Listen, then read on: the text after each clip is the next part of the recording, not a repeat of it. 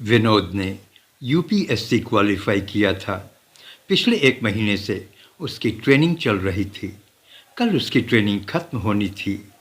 15 दिन घर में रहने के बाद उसे यूपी के उन्नाव जिले में बतौर एएसपी यानी कि असिस्टेंट सुपरिटेंडेंट ऑफ पुलिस की हैसियत से ज्वाइन करना था। 15 दिन कब कट गए पता ही नहीं चला।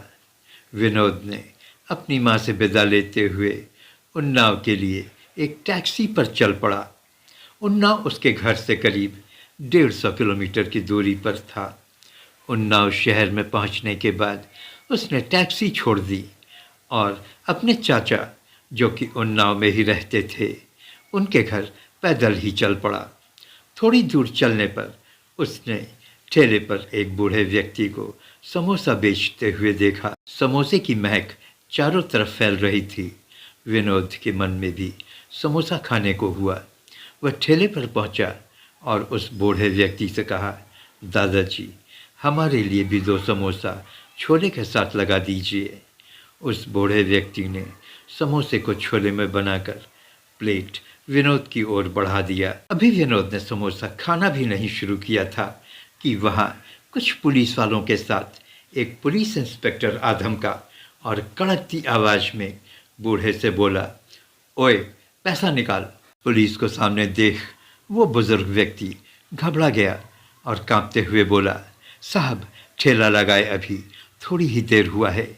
अभी आप, विनोद की ओर इशारा करते हुए कहा, आप हमारे पहले ग्राहक हैं। ये सब मैं कुछ नहीं जानता।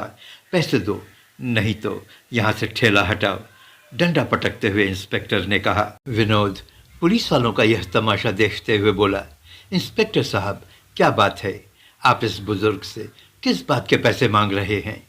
एक गरीब के साथ आपको ऐसा नहीं करना चाहिए। इंस्पेक्टर ने विनोद की ओर देखा और कहा, तुम बीच में मत पड़ो। जब तुम्हें पूरी बात का ज्ञान नहीं तो तुम्हें बीच में नहीं पड़ना चाहिए, अन्यथा तुम्हें सरकारी काम के हस्तक्षेप में गिरफ्तार कर लिया जाएगा। इंस्पेक्टर की बात सुनकर विनोद को गुस्सा आ गया। उसने कहा, एक गरीब पर आप जुल्म कर रहे हैं और आप मुझे गिरफ्तार करने की बात कर रहे हैं। सरकार ने आपको गरीबों की सहायता के लिए रखा है, न कि नाजायज वसूली के लिए। इसका अंजाम क्या हो सकता है आप जानते हैं? विनोद की बात सुनकर इंस्पेक्टर बुरी तरह भड़क गया। उसने आगे बढ़कर उस पर एक जोरदार हाथ चला दिया। विनोद सावधान था। उसने अपने हाथ से इंस्पेक्टर के वार को रोककर कहा, आप एक बदतमीज इंसान हैं। आपकी शिकायत डिस्ट्रिक्ट मजिस्ट्रेट से करूंगा और आपके खिलाफ एफआईआर भी दर्ज करवाऊंगा। इंस्पेक्टर ठहाका मारकर हंस पड़ा और अपने साथी कांस्टेबल्स की ओर हंसते हुए कहा, ये हरामखोर हमारे खिलाफ एफआईआर दर्ज करवाएगा। हमारी शिकायत डिस्ट्रिक्ट मजिस्ट्रेट साहब से करेगा।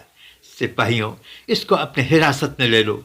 इंस्पेक्टर का चीखना क्या था कि सिपाहियों ने आगे बढ़कर विनोद को दबोच लिया और उसके हाथों में हथकड़ी डाल दी। इस अचानक हमले के लिए विनोद तैयार नहीं था। उसके हाथ से समोसे की प्लेट जमीन पर छटक कर गिर गई। इंस्पेक्टर फिर चीखा, इसको जीप पर बैठाओ, और ठेले वाले की ओर बढ़कर उसको गर्दन से दबोचते हुए कहा, चल बे, तू भी थाने चल। पैसे कैसे निकाला जाता है थाने में तुझे बताता हूँ। अब साले, तेरे घर वालों को तुझे छुड़ाने के लिए डबल पैसा देना होगा। जीप थाने पहुंची। उस बुजुर्ग को थाने के एक काल कोठरी में डाल दिया गया और विनोद से उस इंस्पेक्टर ने पुलिस से बदतमीजी के लिए उससे 2000 रुपये मांगे। विनोद की समझ में नहीं आ रहा था कि वो क्या करे। अभी तक उसने पुलिस डिपार्टमेंट ज्वाइन नहीं किया था, इसलिए वो एक साधारण व्यक्ति था। अगर उसने इनको अपने बारे में बताया तो ये शैतान कुछ भी कर सकते थे।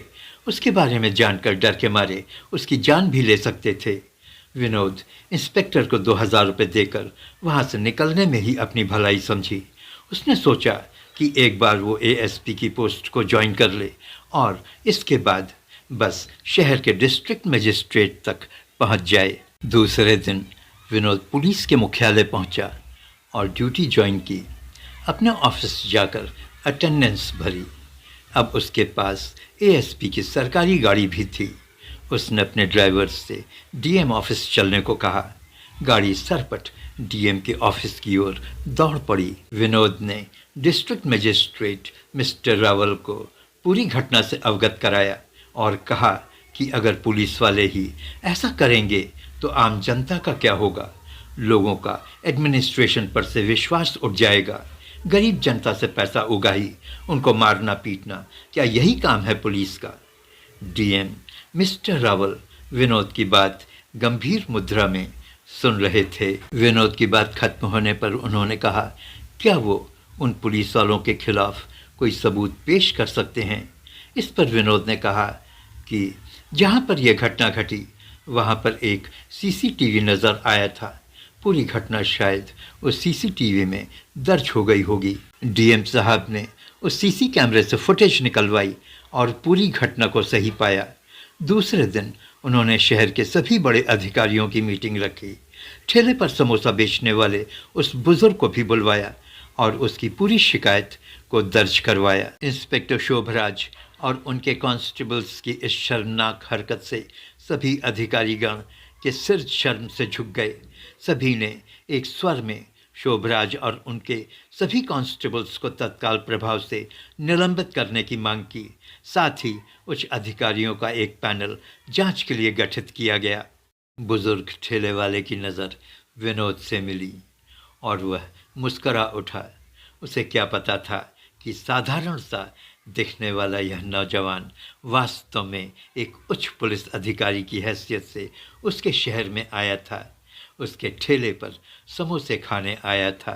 अगर आपको ये वीडियो पसंद आया हो तो प्लीज़ लाइक, शेयर और सब्सक्राइब करें। धन्यवाद।